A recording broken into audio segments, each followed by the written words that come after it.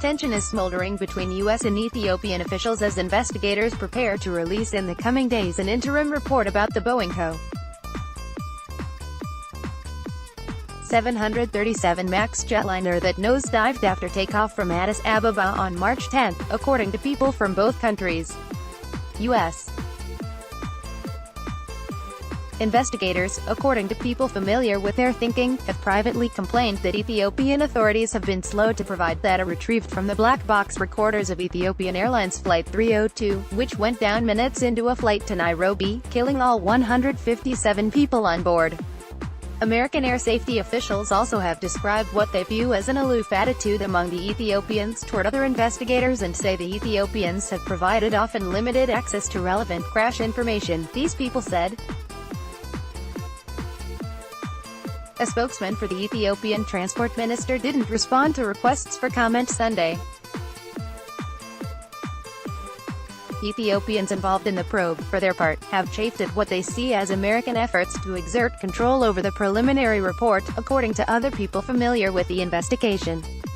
The behind-the-scenes maneuvering, according to people from both countries, has impeded but not prevented the international investigators from working together.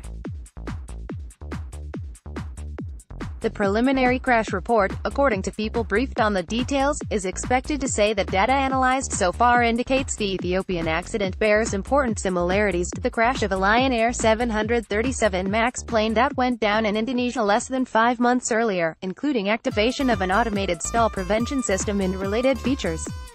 Boeing's 737 MAX evolved to meet surging international demand for air travel, and in the process became its top-selling plane.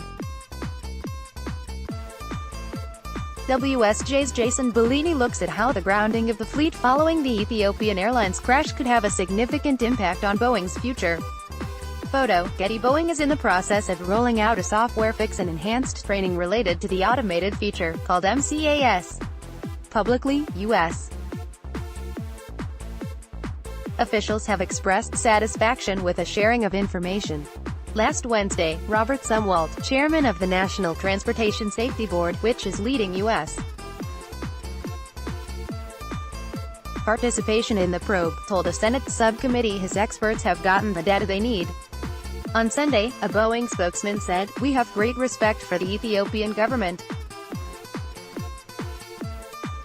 As a party to the investigation, we're following all international protocols and conduct all our work through the U.S. Safety Board."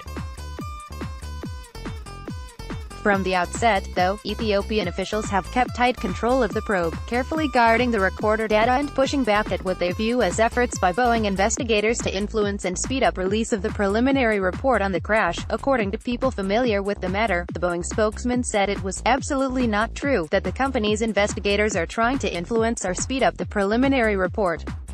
Safety experts have also tussled over the interpretation of certain data in their presentation in the report, according to people from both countries. Ethiopian officials asked the French Aviation Accident Investigation Bureau (BEAT), which downloaded data from the black boxes, to permanently delete that information from its servers once it had been transmitted to Ethiopian authorities. The BEAT has confirmed complying with the request. Frequently, probes of airline crashes that occur outside the U.S., in which American investigators play a role, prompt friction and outright disagreements between U.S.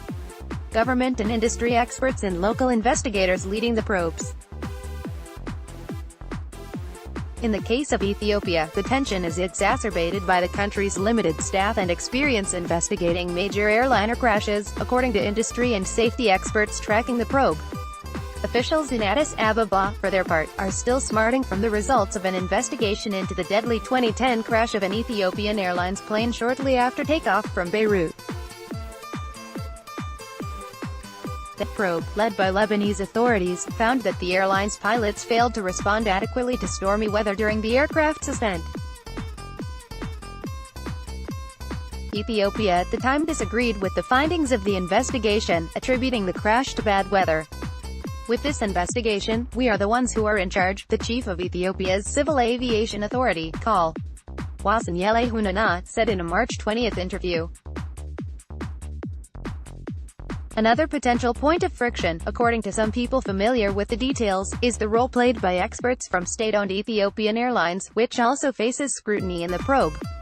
The airline's engineers have been providing technical support to officials from Ethiopia's transport ministry. Andrew Tangel contributed to this article. Write to Andy Pastor at andy.pastor@wsj.com and Gabriele Steinhauser at gabriele.steinhauser@wsj.com.